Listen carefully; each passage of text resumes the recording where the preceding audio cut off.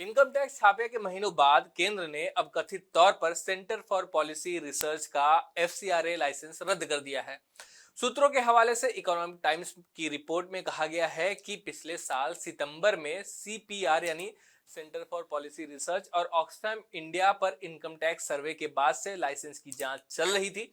Oxfam का FCRA licence जनवरी 2022 में रद्द कर दिया गया था, जिसके बाद एनजीओ ने गृह मंत्रालय के पास एक पुनर्निरीक्षण याचिका यानी रिव्यू पिटीशन दायर की थी। अधिकारियों ने कहा कि हाल ही में एफसीआरए मानदंडों का पालन नहीं करने का हवाला देते हुए सीपीआर का लाइसेंस रद्द कर दिया गया था।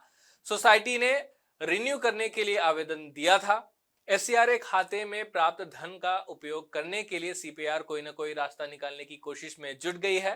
सीपीआर की फाइलिंग के अनुसार अक्टूबर से दिसंबर 2022 की अवधि के लिए उसके खाते में प्राप्त एफसीआरए 1010 लाख रुपए था, जिसमें बिल और मेलिंडा गेट्स फाउंडेशन, पेंसिल्वेनिया विश्वविद्यालय, विश्व संसाधन संस्थान और ड्यूक विश्वविद्यालय से दान शामिल थे। सीपीआर को Indian council for social science research यानी आईसीएसएसआर से भी अनुदान प्राप्त होता था और यह विज्ञान और प्रौद्योगिकी विभाग डीटीएस से मान्यता प्राप्त संस्थान है। इस मामले में जानकारों के अनुसार सीपीआर पर इनकम टैक्स सर्च के निष्कर्षों को एफसीआरए लाइसेंसों के निलंबन के कारणों में से एक के रूप में साइट किया गया था। कहा जा रहा है कि मंत्रालय ने नई दिल्ली स्थित थिंक टैंक द्वारा प्राप्त एफसीआरए फंड के संबंध में स्पष्टीकरण और दस्तावेज मांगे हैं। रिपोर्ट में एक वरिष्ठ अधिकारी के हवाले से कहा गया है कि सीपीआर का एफसीआरए लाइसेंस अंतिम बार 2016 में रिन्यू किया गया था और 2021 में इसे फिर से रिन्यू किया जाना था, लेकिन कोरोना महामारी के कारण सरकार ने इसके लिए जो डेडलाइन थी वो अन्य एनजीओस को और सीपीआर के लिए भी बार बार इसको बढ़ा दिया था। सीपीआर द्वारा जारी रसीदों के अनुसार एनजीओ को फोर्ड फाउंडेशन सहित कई सोर्सेस से विदेशी धन प्राप्त हुआ, जो अतीत में कार्यकर्ता तीस्ता सीतलवाड़ के NGO citizens for justice and peace, जिसे सीपीजी भी कहते हैं, और सबरंग ट्रस्ट, ये दोनों एफसीआरए के तहत पहले रजिस्टर थे। इनको चंदा देने के लिए जांच के दायरे में ये दोनों आ चुके हैं। सबरंग का एफसीआरए लाइसेंस गृह मंत्रालय ने 2016 में ही रद्द कर दिया था और वहीं तीस्ता सीतलवाड़ को एक अलग मामले में जेल हुई थी और बाद में वे जमानत पर बाहर निकल गईं। गुजरात पुलिस ने 2002 के गुजरात दंगों में सबूत गढ़ने के आरोप में उन्हें बुक किया था। अब जानते हैं कि एफसीआरए लाइसेंस आखिर है क्या। तो एफसीआरए लाइसेंस भारत में एक प्रमुख लाइसेंस है जो गैर सरकारी संगठनों और व्यक्तियों को विदेश से धनराशि प्राप्त करने की अनुमति देता है। भारत सरकार द्वारा उन गैर सरकारी संगठनों और व्यक्तियों को अनुमति देने के लिए एफसीआरए लाइसेंस अनुमति प्राप्त करना होता है जो विदेश से वित्तीय सहायता और अन्य धनराशि को लेना चाहते हैं।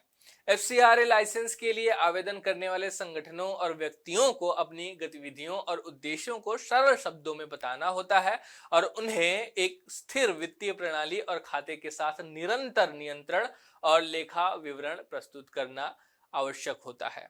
एफसीआरए लाइसेंस के बिना भारत में किसी भी विदेशी संस्था या व्यक्ति को धनराशि प्राप्त करने की अनुमति नहीं है। यह पहली बार 1976 में अधिनियमित किया गया था। बाद में 2010 में विदेशी दान को नए विनियमित करने के लिए नए उपायों को अपनाते हुए संशोधित किया गया था। एफसीआरए सभी संघों, समूहों और गैर सरकारी संगठनों पर लागू होता है जो विदेशी दान प्राप्त करने का इरादा रखते हैं। ऐसे सभी एनजीओ के लिए एफसीआरए के तहत खुद को रजिस्टर करना जरूरी होता है। इसका लाइसेंस शुरू में 5 साल के लिए वैलिड होता है और अगर आगे भी इसे कंटिन्यू करना हो तो जो सभी मानदंड है उसका अगर आप पालन कर रहे हैं तो इसे रिन्यू किया जा सकता है। इनकम टैक्स की तर्ज पर सालाना रिपोर्ट फाइल करना जरूरी है।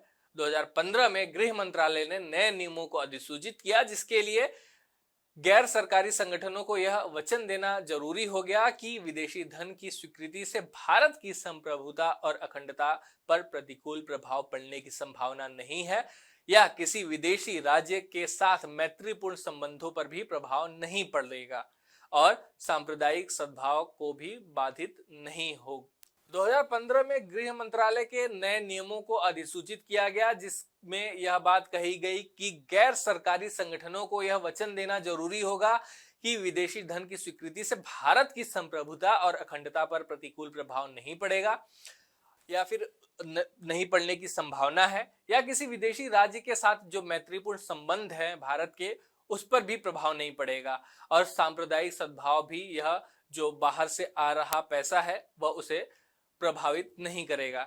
इसमें यह भी कहा गया कि ऐसे सभी गैर सरकारी संगठनों को या तो राष्ट्रीयकृत या निजी बैंकों में खाता संचालन करना होगा, जिनके पास सुरक्षा एजेंसियों को वास्तविक समय के आधार पर पहुंच प्रदान करने के लिए कोर बैंकिंग सुविधाएं हैं।